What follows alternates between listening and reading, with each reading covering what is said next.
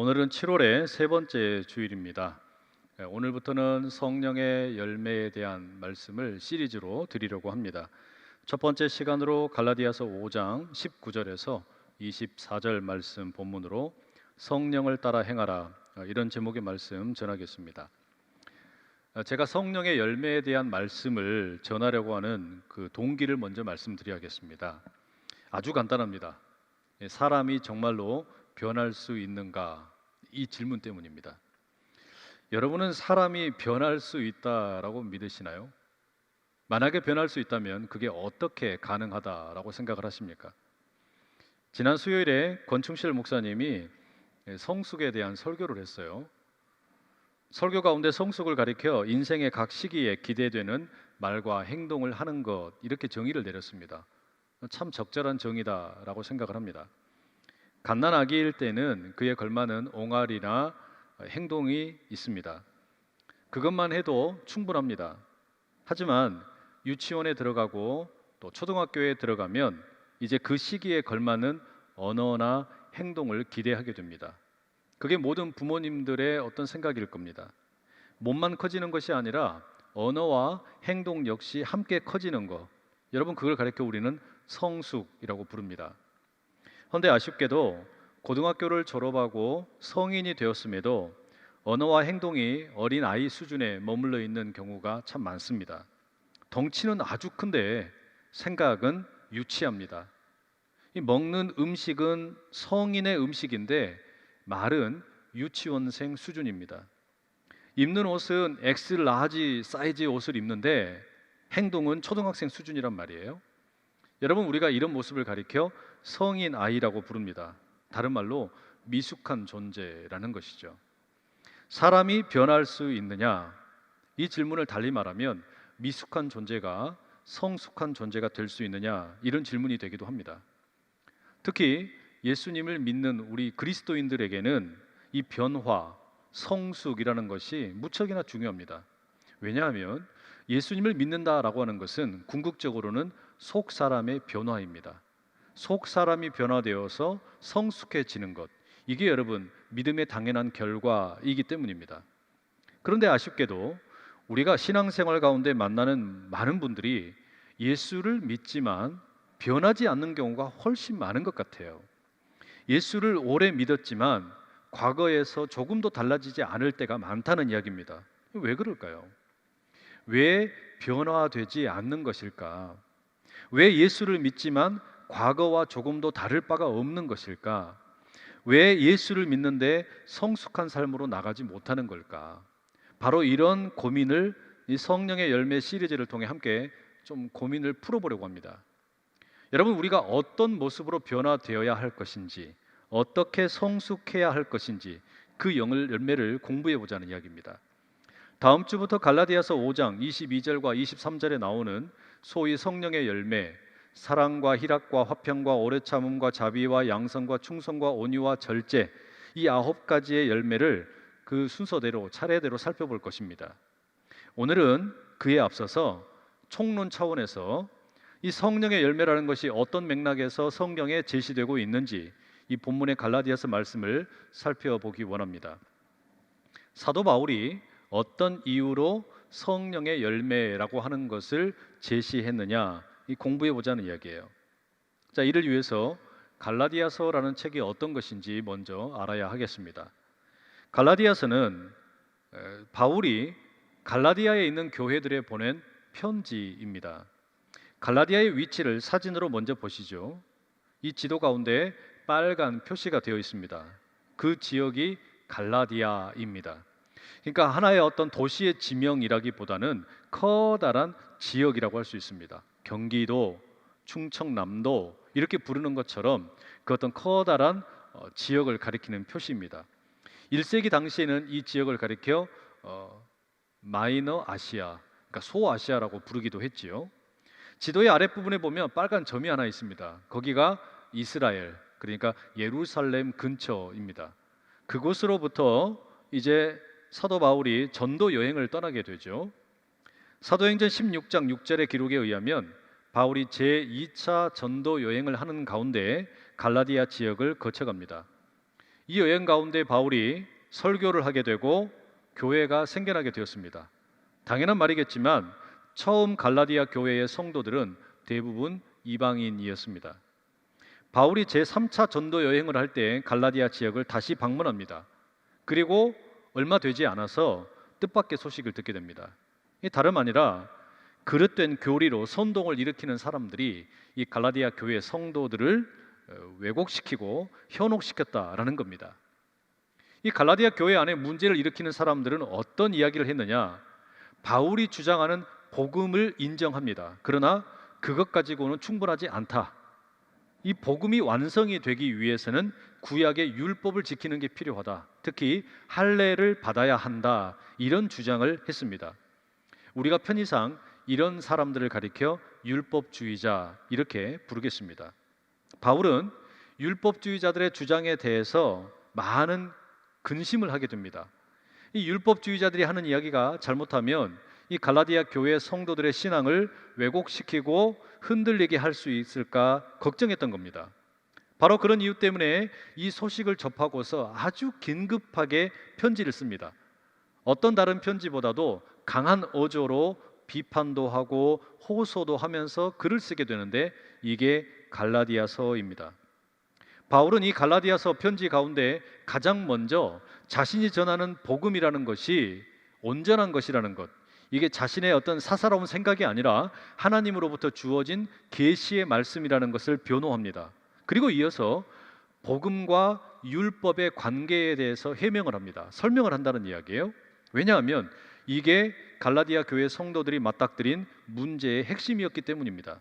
바울은 복음이라는 게 뭐냐? 그 핵심을 이렇게 가르칩니다. 하나님께서 예수 그리스도를 통해 하나님의 자녀들을 자유케 하셨다. 이게 복음의 본질이라는 거예요. 그러니까 복음이라는 게 뭐냐? 하나님께서 예수 그리스도를 통해 사람들을 묶여있던 모든 것으로부터, 죄로부터, 율법으로부터 자유케 하신 거, 이게 복음이라는 거예요. 자, 그러니 지금 갈라디아 교회 가운데 율법주의자들이 주장하는 것처럼 율법을 지켜야만 신앙이 완성된다. 이것은 다시금 율법의 노예가 되는 것이라는 이야기입니다. 율법의 종이 된다는 이야기예요. 예수님께서 우리를 자유케 하셨는데 왜 다시 노예가 되고 종이 되려고 하느냐? 이 이야기를 하는 겁니다. 그런 이유로 갈라디아서 5장 1절에 바울이 이렇게 말합니다. 그리스도께서 우리를 자유롭게 하려고 자유를 주셨으니 그러므로 굳건하게 서서 다시는 종의 멍에를 매지 말아라. 예수님께서 우리를 자유케 하셨으니까 다시는 어떤 것에 종도 되지 말아라. 노예가 되지 말아라. 이 바울이 이렇게 이야기하는 거예요. 특별히 율법의 종이 되지 말라는 겁니다. 그것은 복음의 가르침을 훼손하는 것이다. 복음의 진리를 왜곡하는 것이다. 아주 강력하게 바울이 주장을 합니다. 자, 그럼 여러분, 복음이라는 것이 충분하다면, 복음이면 충분하다면 여기까지만 이야기해도 될 것 같은데 뭐 하려고 이 바울이 5장과 6장의 이야기를 덧붙일까? 우리가 생각해 볼 필요가 있겠죠. 왜 그럴까요? 바울은 복음이면 충분하다. 우리 그런 이야기 많이 듣잖아요.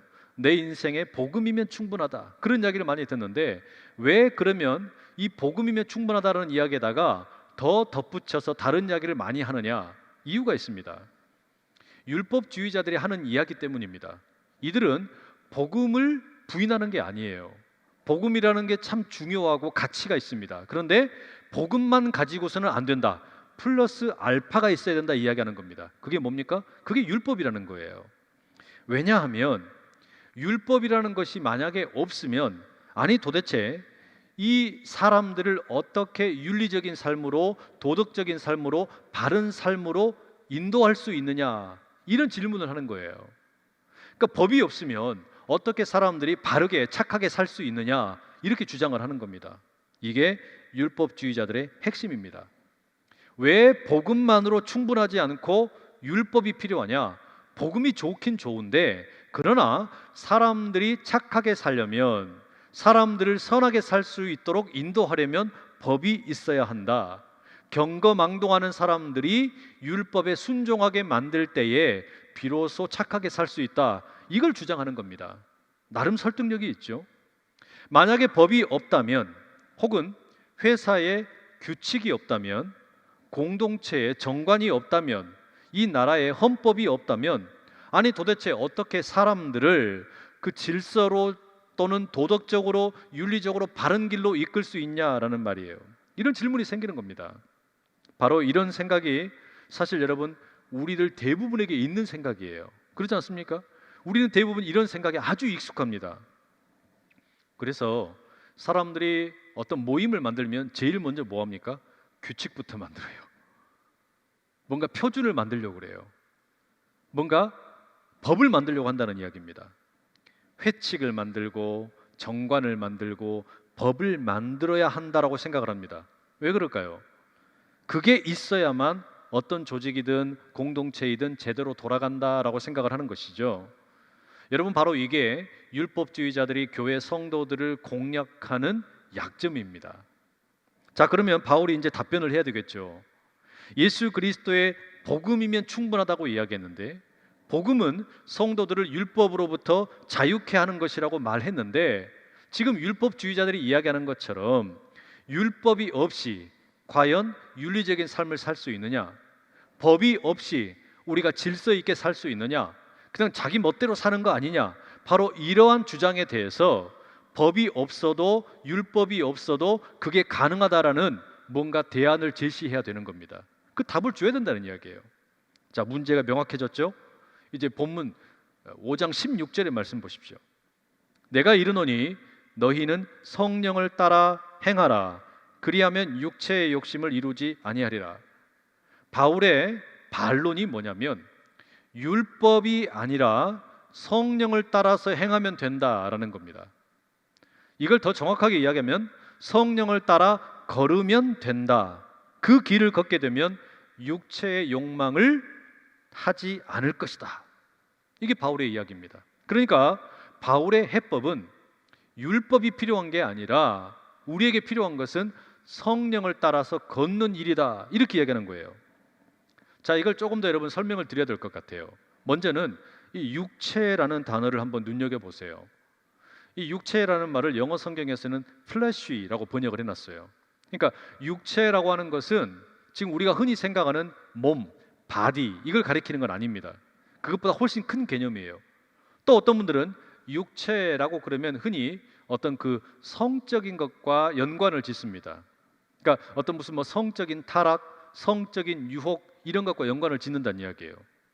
실례로 뭐 요즘에는 그런 단어 자주 쓰지 않는데, 옛날에는 어떤 영화 배우들 가운데 뭐 에로틱한 영화에 나오는 분들 뭐라고 불렀어요? 육체파 배우 막 이렇게 불렀잖아요. 그죠? 그러니까 이 육체, 그러면 우리가 자연스럽게 어떤 성적인 어떤 뭐 방종 또는 어떤 타락 이런 걸 가리킨단 말이에요.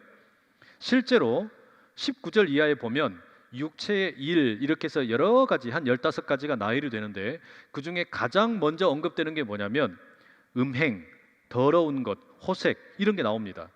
그러니까 육체라고 하는 것이 어떤 성적인 타락과 연관이 있긴 있습니다. 그러나 그게 전부는 아니에요. 육체라는 말은 성적인 것보다 훨씬 더 큰 개념을 갖고 있습니다. 20절 이하에 보면 육체의 일을 가리켜 설명을 할 때 성적인 타락 외에도 우상숭배, 주술, 원수매즘, 분쟁, 시기, 분냄, 당짓는 것, 분열함, 이단, 투기, 술취함, 방탕함 등 아주 다양한 것들을 제시하고 있죠. 그렇죠? 그렇기 때문에 육체라는 건 단지 어떤 성적인 유혹에 넘어가는 것, 이것만을 가리키는 게 아니라, 이걸 저는 이렇게 정의를 하고 싶어요. 하나님으로부터 멀어진 타락한 인간이 자기 중심성에 빠져서 허우적거리는 상태. 이게 좀 길기는 한데 제가 다시 설명을 드리면, 이 육체라는 말이 지금 뭘 가리키는 거냐면 우리 인간이 하나님으로부터 멀어진 겁니다. 그래서 타락을 하게 됐어요. 그 타락의 실체가 뭐냐면 자기 중심성에 빠져가지고 허우적거리는 상태입니다. 자, 이런 상태에 머물게 되면 크게 보면 세 가지 문제가 일어나게 돼요. 첫째, 앞서 본 것처럼 성적인 타락, 그러니까 성적인 문제가 생기든지, 두 번째, 우상 숭배와 같은 영적인 문제가 생깁니다. 그리고 세 번째 무슨 문제가 생기냐? 시기나 질투와 같은 공동체를 무너뜨리는 문제가 생기는 거예요. 이게 지금 육체의 일이라는 겁니다. 자, 보세요. 우리가 하나님으로부터 이렇게 거리가 멀어지게 되고 결국은 타락을 하게 된다라는 것은 자기 중심석에 빠져서 막 허우적거리는데, 이렇게 살게 되면 결국은 성적으로 문제가 생기든지 우상 숭배와 같은 영적인 문제가 생기든지 아니면 시기나 질투와 같은 공동체를 무너뜨리는 일을 하게 된다라는 겁니다. 자, 그러면 여러분, 다시금 율법주의자들의 이 주장에 우리가 귀를 기울여야 합니다. 왜 율법주의자들이 복음으로 충분하지 않고 율법이 필요하다고 이야기하는 겁니까? 이들은 이 육체의 힘을 너무나 잘 알기 때문이에요. 인간이 하나님으로부터 멀어져서 타락한 상태, 자기 중심성에 빠져서 허우적거리다 보면 언제나 성적인 문제가 나타나고 영적인 문제가 나타나고 공동체가 깨지는 일들이 생기는데, 이거를 막을 수 있는 방법이 뭐냐? 율법에 순종하게 만드는 거라는 거예요. 이게 율법주의자들의 주장의 핵심입니다. 그러니까 이 율법주의자들은 육체의 이런 강력한 힘을 너무나 잘 알기 때문에 이런 충동을 잠재울 수 있는 유일한 방법은 우리가 율법에 온전히 순종하는 것뿐이다, 이렇게 말하는 겁니다. 여러분, 이게 얼마나 그럴듯한 주장입니까? 그렇죠? 반면에 그럼 바울이 하는 이야기는 뭐냐? 바울은 율법주의자들이 하는 이야기처럼 복음이면 충분하지 않고 거기에 율법을 지켜야 한다, 이렇게 이야기하는 게 아니라 여전히 복음이면 충분하다라고 주장을 하는 겁니다. 왜 이렇게 이야기할까요? 그 이유가 있습니다. 율법이라고 하는 것이 육체의 충동을 제어할 힘이 없기 때문입니다. 다시 말하면 법이라고 하는 것이 있게 되면 이게 죄구나, 이게 잘못한 거구나, 이것을 알게는 해줘요. 그러나 그렇다고 해서 그 죄를 짓게 되는 충동을 이기지는 못한다는 이야기입니다. 그러니까 율법이 나쁜 것은 아니에요. 율법이 좋은 거예요. 하지만 율법이 있다고 해서 육체의 충동을 이기지는 못한다, 그 능력은 없다는 이야기입니다. 예를 들어볼까요? 여러분, 우리나라의 이 법 체계를 보면 어떻습니까? 헌법으로부터 시작을 해가지고 얼마나 많은 법이 있습니까? 수만 가지 법이 있어요. 자, 그런데 법이 아무리 많아도 범죄가 줄어들지 않습니다. 오히려 넘쳐나죠. 이게 여러분 아이러니 아닙니까? 법이 이렇게 많으면 범죄가 줄어들어야죠. 죄가 줄어들어야죠. 그런데 여러분, 눈을 씻고 봐도 그 죄가 줄어들었다는 이야기를 듣지를 못해요. 또 법과 관련된 일을 하는 사람들, 재판하는 판사들이 얼마나 많아요? 이 범인들을 잡아들이는 검사는 또 얼마나 많습니까? 또 경찰들은 또 얼마나 많습니까? 또 변호사는 또 얼마나 많습니까? 그러면 이렇게 그 법과 관련된 일을 하는 사람들이 많으면 죄인들이 줄어들어야 정상 아니겠어요? 근데 여러분, 가만히 보면 어때요? 오히려 범죄자가 늘어납니다. 매일같이 죄인들이 쏟아지는 거예요. 코로나로 인해서 그러면 죄를 덜 짓느냐? 그것도 아닌 것 같습니다. 지금도 수많은 사람들이 시시비비를 가리기 위해서 법정으로 달려갑니다. 죄를 지은 사람들이 경찰서에 잡혀 들어갑니다. 검사들에게 고발을 당합니다. 얼마나 많은 일들이 벌어지는지 몰라요. 그러니까 아무리 좋은 법이 있다고 해도 그 법이 이게 죄라고 하는 것을 가르쳐 줄 수는 있지만 죄를 지으려고 하는 충동을 이길 힘은 없다. 죄를 지으려고 하는 충동을 이길 수 있는 힘이 법 자체에는 없다는 이야기예요. 율법에는 그런 능력이 없습니다. 여러분, 이게 바울의 주장입니다. 바울은 로마서 7장 24절에서 바로 그런 이유 때문에 우리 자신을 가리켜서 비참하다라고 이야기합니다. 오호라, 나는 곤고한 사람이로다. 이 사망의 몸에서 누가 나를 건져내랴. 이 곤고하다라는 말은 비참하다라는 뜻이에요. 오호라, 나는 곤고한 사람이로다. 오호라, 나는 비참한 존재로다. 왜 비참합니까? 나는 선을 행하고 싶은 거예요. 착하게 살고 싶습니다. 그런데 문제는 뭐냐? 그렇게 선하게 살고 싶고 착하게 살고 싶을 능력이 내게 없다는 이야기예요. 율법이 나쁜 게 아닙니다. 내게 법이 찾아오면 무엇이 죄인지 무엇이 문제인지 가르쳐 줄 수는 있어요. 하지만 법이 나로 하여금 착하게 살 수 있는 능력을 주지는 못한다는 이야기예요. 죄를 이길 수 있는 능력이 법에게는 없다는 이야기입니다. 그러니 여러분, 미칠 일이죠. 이게 얼마나 미칠 일입니까? 내 속에서 나는 착하게 살고 싶은데 착하게 살기 위해서 죄를 이겨야 되는데 죄를 이길 수 있는 능력이 없다. 그러니 내가 미칠 노릇이다. 내가 비참하다. 내가 곤고한 존재다. 일종의 여러분 내적인 분열 상태, 정신적인 분열 상태라고 말할 수 있는 거예요. 이게 바울이 꿰뚫어 본 아담의 후손으로 살아가는 에덴 동산 이후에 살아가는 모든 인류의 현실입니다. 이게 우리 모두의 현실이라는 이야기예요. 그렇다면 여러분, 이와 같은 내적 분열의 상태에서 벗어나는 방법이 뭘까요? 죄를 이길 능력이 없어서 나는 곤고한 사람이로다. 착하게 살고 싶은데 착하게 살 수 있는 능력이 없다. 이런 어떤 그 딜레마에 빠져 있는 우리가 이 딜레마로부터 벗어날 수 있는 방법이 뭐냐? 두 가지 방법이 있습니다. 첫째는요, 아예 나 자신을 죄악에다가 내어 맡겨버리는 거예요. 그러니까 법이고 나발이고 다 무시해버리고 내가 하고 싶은 대로 사는 겁니다. 그러면 어때요? 착하게 살고 싶은 그 의지를 아예 닫아버리는 거죠. 그러니까 내 멋대로 살면 되는 겁니다. 그러면 마음에 갈등은 없겠죠. 그렇지 않겠습니까? 나는 착하게 살고 싶은데 착하게 살 수 있는 능력이 없어. 이런 갈등은 안 생기는 거예요. 그러나 그건 뭡니까? 죄의 노예가 되는 꼴입니다. 예를 들어 요즘 여러분 우리는 코로나로 인해서 수많은 방역 수칙이라는 게 있어요. 손을 깨끗이 씻어야 되고 또 이 손 세정제를 바르기도 하고 무엇보다 외부에 나갈 때에는 마스크를 쓰고 나가잖아요. 이게 여러분 뭐라고 우리가 이름 붙여져 있습니까? 방역 수칙, 일종의 규칙입니다. 우리가 공공의 자리에서 함께 지켜야 할 규칙이란 이야기예요. 그런데 나는 이 코로나 때문에 뭐 마스크 쓰는 거 너무 답답해. 아주 내 자유를 침해하는 거야. 에라 모르겠다. 벗어 던져버리고 내 마음대로 살겠다. 그러니 버스를 탈 때도 마스크를 안 써. 지하철을 타도 마스크 안 써. 마트에 가도 마스크 안 써. 내 멋대로 살 거야. 이렇게 하다가 뉴스에 나오는 분들 종종 있지요. 그러지 않습니까? 그러니까 여러분 이게 뭡니까? 적어도 내적 분열의 상태에서 벗어날 수는 있을지언정 그러나 이게 뭐가 되는 거예요? 결국은 공공의 유익을 해칠 수 있게 되고 그것은 결국 나를 죄에게 맡겨버리는 꼴이 되는 겁니다. 죄의 종이 된다는 이야기예요. 두 번째, 이 내적인 분열의 상태로부터 벗어날 수 있는 방법이 뭐냐? 그게 바울이 이야기하는 성령을 따라서 행하는 길입니다. 성령을 따라서 길을 걸어가는 거, 그게 유일하게 우리가 죄의 능력을 이길 수 있는 길이다. 바울은 그렇게 가르치는 겁니다. 창세기 3장 15절에 보면 이런 말씀이 있어요. 내가 너로 여자와 원수가 되게 하고 네 후손도 여자의 후손과 원수가 되게 하리니 여자의 후손은 네 머리를 상하게 할 것이요 너는 그의 발꿈치를 상하게 할 것이니라. 이게 어떤 말씀입니까? 에덴 동산에서 아담이 그 죄의 지배를 당하면서 범죄하게 되죠. 그 뱀의 꼬드김에 넘어간 겁니다. 그런데 그 뱀을 향하여 하나님께서 주신 말씀이에요.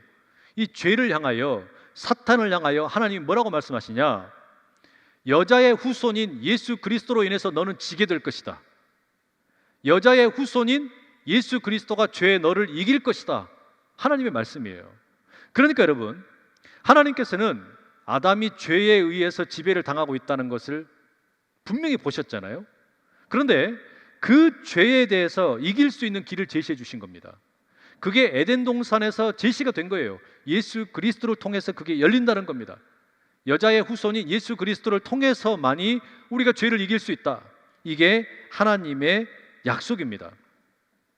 그리고 우리는 그것을 받아들인 겁니다. 그래서 우리가 예수 그리스도를 믿음으로 죄로부터 해방이 되고 율법으로부터 해방이 되고 새 생명을 얻게 된 것이죠. 그리고 바로 그 예수 그리스도로부터 새 생명을 얻어서 살아가는 가운데 이 죄의 세력을 이기는 길이 뭐냐? 성령을 따라 행하는 거예요. 그러니까 성령을 따라 행한다라는 것은 다른 의미가 아니라 내가 예수님을 통해서 죄를 이길 수 있구나, 이걸 믿는다는 이야기예요. 자, 문제는 여기서부터입니다.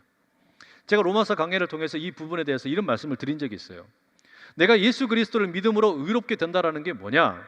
이것은 죄의 형벌로 죽을 수밖에 없는 내가 완전히 새로운 존재가 됐다는 이야기예요. 다시 말하면 본래는 내가 저 다리 밑에서 거지처럼 살던 존재입니다.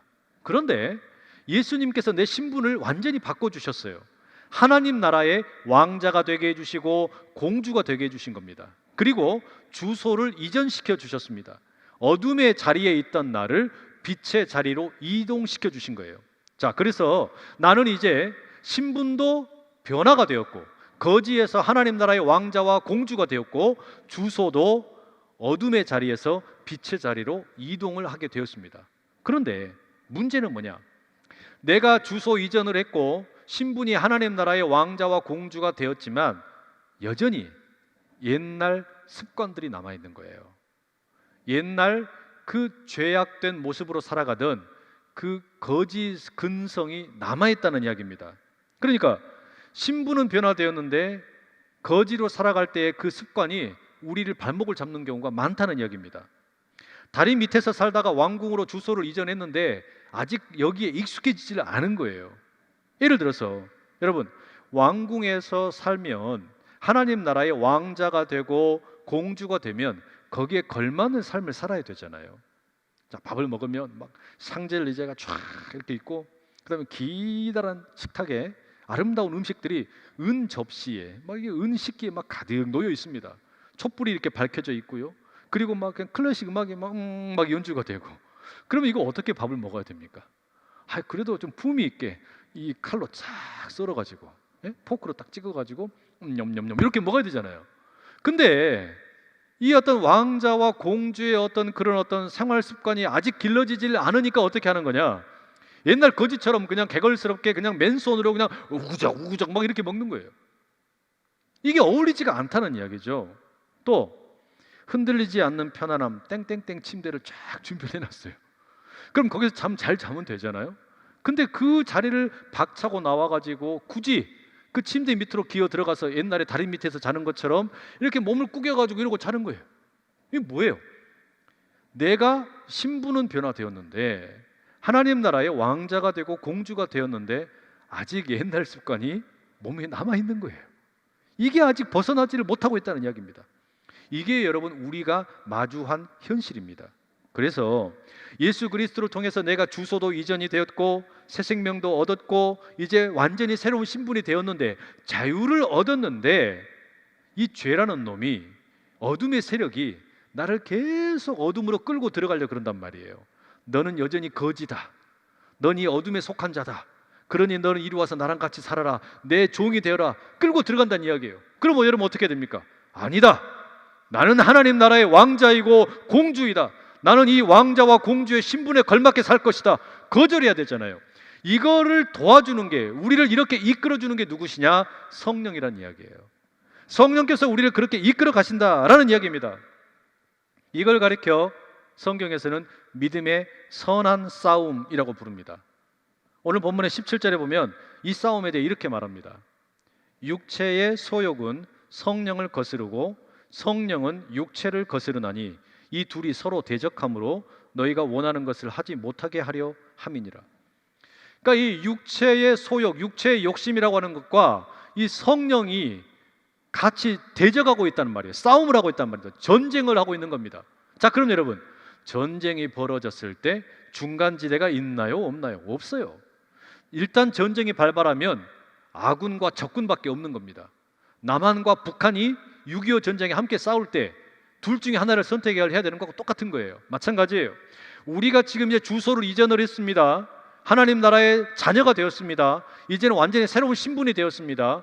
그러면 지금 비록 이 죄가 나를 외부에서 내부에서 공격을 한다 할지라도 나는 어디에 있어야 되는 겁니까? 성령의 편에 서야 되는 거예요. 성령의 편에 서서 이 믿음의 선한 싸움을 싸우면서 새로운 생활 습관, 건강한 믿음의 습관들을 만들어 가야 한다라는 이야기입니다. 그러니 때때로 오호라 나는 곤고한 사람이로다. 이 사망의 몸에서 누가 나를 건져내랴 탄식을 할 수 있지만 좌절하거나 포기할 수는 없다는 이야기입니다. 그러니 신세한탄하면서 내가 인간이 뭐 연약해서, 흔히 우리가 기도할 때 뭐라고 기도합니까? 마음은 원이로되 육신이 약해서. 우리 맨날 이렇게 기도하잖아요. 그 기도하지 마세요. 마음이 원이로되 육신이 약해서 넘어졌나이다. 맨날 그 기도하면서 우리가 뭐 하는 거냐면 우리 스스로를 정당화시키는 거예요. 내가 이렇게 살아가는 거 어쩔 수 없는 거다, 정당화시키는 겁니다. 그거 여러분 사탄이 좋아하는 기도예요. 우리는 그렇게 기도하면 안 된다는 이야기입니다. 물론 내가 육신에 넘어져서 질 수도 있어요. 하지만 그럼에도 불구하고 그래서 나는 그럼 변화되지 않아도 된다, 성숙하지 않아도 된다, 그렇게 나 스스로를 정당화시켜서는 곤란하다는 이야기입니다. 언젠가 뉴스에 보니까 어떤 분이 세금을 잔뜩 체납을 해가지고 국세청이 압수수색을 했어요. 근데 그 집에 들어가가지고 이렇게 막 그 조사를 해보니까 교회에 11조를 엄청나게 바친 내역들이 이렇게 쭉 나온 거예요. 그 기사 읽는데 너무나 마음이 무겁습니다. 무거웠어요. 왜? 그분은 하나님을 향하여 의무를 감당하는 거 옳은 일이라고 생각을 하고 잘했어요. 그러나 시민으로서, 국민으로서 세금을 납부해야 할 의무를 등한시 여긴 거죠. 이렇게 될 때 여러분 어떻습니까? 이 그리스도인의 어떤 모습이 옳지 않게 비춰지지 않겠어요? 마찬가지예요, 여러분. 내가 그리스도인이 됐다라고 하는 것은 사실은 세상 사람들과 구별되었다는 거 아닙니까? 나는 하나님의 자녀가 되었어요. 하나님 나라의 왕자가 되고 공주가 된 겁니다. 그러면 그 품위를 가지고 거기에 어울리게 나의 생활이 바뀌어야 되는 겁니다. 습관이 달라지게 되는 거예요. 이것을 하나님이 원하시는 겁니다. 우리가 그렇게 살아가야 되는데 우리가 그걸 살지 못하면 얼마나 웃기는 모습이 되겠어요. 입으로는 뭐라고 말하는 겁니까? 내가 하나님의 자녀가 되어서 감사합니다. 저 세상에 죽어갈 수밖에 없는 연약한 백성들 가운데서 일찍이 나를 택하셔서 하나님 나라 자녀 삼아주셔서 너무나 감사합니다. 이렇게 기도한단 말이에요. 그런데 삶은 어때요? 여전히 다리 밑에 거지처럼 사는 거예요. 이게 너무나 이율배반적인 모습이 아니냐는 이야기예요. 그러니 여러분, 왕자와 공주로 신분이 바뀌었으면 거지의 습관을 버려야 되는 거죠. 음행, 더러운 것, 호색, 우상 숭배, 주술, 원수 맺는 것, 분쟁, 시기, 분냄, 당짓는 것, 분열, 이단, 투기, 술 취함, 방탕함, 뭐 이런 다양한 것들. 언젠가 제가 새벽기도회, 특별 새벽기도회 시간에 죽음에 이르는 7가지 죄라고 이렇게 한번 말씀드린 적이 있었잖아요. 그러니까 여러분, 이런 것을 우리가 피해야 할 덕목이라면, 자 그러면 우리가 하나님 나라의 왕자가 되고 공주가 되어서 이 신분에 걸맞게 살아갈 때, 성령을 의지하여 살아가게 될 때 우리가 갖추게 되는 습관이 뭐냐, 우리가 갖추게 되는 덕목이 뭐냐, 그 성품이 뭐냐, 이걸 가리켜서 뭐라고 부르냐? 성령의 열매라고 부르는 거예요. 이 성령의 열매를 사도 바울은 9가지로 사랑과 희락과 화평과 오래 참음과 자비와 양선과 충성과 온유와 절제로 이렇게 제시를 하고 있어요. 이게 전부는 아닙니다. 다만 이게 그와 같은 것을 보여주는 예시가 된다라는 이야기입니다. 자, 그럼 여러분, 우리가 이러한 성령의 열매를 하나하나 살펴보면서 그렇구나, 내가 이렇게 살아야겠구나, 이제 우리가 배워가는 거 아니겠어요? 다만 오늘 이제 이 열매를 생각을 해보면서 딱 2가지만 더 말씀드리겠습니다. 먼저 여러분, 열매라고 하는 것은 그 시작이 자그마한 씨앗으로부터 시작이 되는 겁니다. 그렇죠? 작은 씨앗 하나가 땅에 떨어져서 싹이 나고 나무가 되고 거기에서 꽃이 피고 열매가 맺히게 되는 겁니다. 그럼 여러분, 이 성령의 열매라고 하는 것은 사실상 우리 인간의 소관이 아닙니다. 내가 할 수 있는 일이 아니라는 이야기예요. 그러면 어디에서 시작이 된 거냐? 예수 그리스도의 은혜의 씨앗이 내게 뿌려져서 시작이 되는 거예요. 우리 모두에게는 이 은혜의 씨앗이 이미 뿌려졌습니다. 그리고 그 자그마한 은혜의 씨앗 안에는 성령의 열매가 이미 들어있어요. 여러분, 토마토의 그 열매, 그 토마토 열매는 토마토 씨앗 속에 이미 들어있던 겁니다. 그게 시간이 지나서 열매 맺는 거 아닙니까? 마찬가지예요. 예수님께서 내게 심어 놓으신 은혜의 씨앗 안에는 이미 성령의 열매가 들어있어요. 그러니 기억하십시오. 나는 이미 성령의 열매를 맺을 수 있는 가능성이 있는 것이다.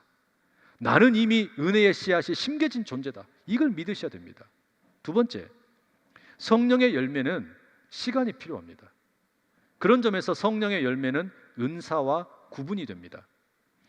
방언이나 예언과 같은 성령의 은사는 예수를 믿기만 하면 바로 주어질 수 있습니다. 그러니까 예수를 믿은 지 10년이 되면 방언이 주어지고 20년이 되면 예언이 주어지는 게 아니에요. 예수를 믿자마자 방언할 수 있고 예언할 수 있는 겁니다. 이 은사라는 건 그런 거예요. 하지만 열매는 다릅니다. 열매는 시간이 필요해요. 우리가 내적인 전쟁을 하는 가운데, 이 영적인 전쟁 가운데, 이 육체의 소욕과 성령 가운데 전쟁을 하는 일이 계속해서 진행이 됩니다. 예수를 믿기로 작정한 순간부터 죽을 때까지, 우리 주님 다시 오실 때까지 우리는 이 전쟁 가운데 있게 되는 거예요. 끝나지 않는 전쟁입니다. 주님이 오실 때 이 전쟁은 끝납니다. 그런데 이 전쟁 가운데 우리가 때때로 자그마한 지역적인 전투에서 질 수 있어요. 때때로 우리가 이 육체의 소욕 가운데 넘어질 수 있는 겁니다. 죄의 유혹 가운데 패배할 수도 있습니다. 하지만 자그마한 전투에서는 질지라도 거대한 전쟁에서는 지지 않는다. 이걸 믿으셔야 돼요. 내가 작은 전투에서는 질 수 있으나 긴 안목에서 볼 때 내게 심겨진 이 은혜의 씨앗이 궁극적으로는 열매로 맺혀질 것이다. 이 전쟁은 하나님께서 예수 그리스도를 통해서 이미 이기신 전쟁이고 궁극적으로 승리할 수밖에 없는 전쟁이다. 이걸 믿으셔야 되는 겁니다. 그래서 우리는 당장 열매가 맺히지 않는다 할지라도 좌절하지 않고 끝까지 성령님과 함께 걸어가는 겁니다. 여러분, 이 성령의 열매에 대한 말씀을 우리가 함께 나눌 때 이 다짐을 함께 가지시면 좋겠어요. 내 안에 성령의 열매를 맺어갈 수 있는 가능성이 이미 있다. 하나님께서 예수 그리스도를 통해 내게 은혜의 씨앗을 이미 심어주셨다. 그러니 이제 성령의 열매는 맺혀질 수밖에 없다. 그리고 시간이 걸려 때때로 내가 전투 가운데는 질 수 있으나 결국 궁극적인 전쟁은 승리할 것이다.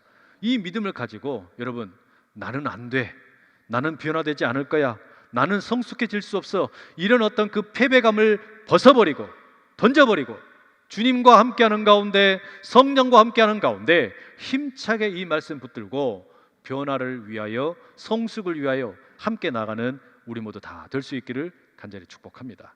기도하겠습니다.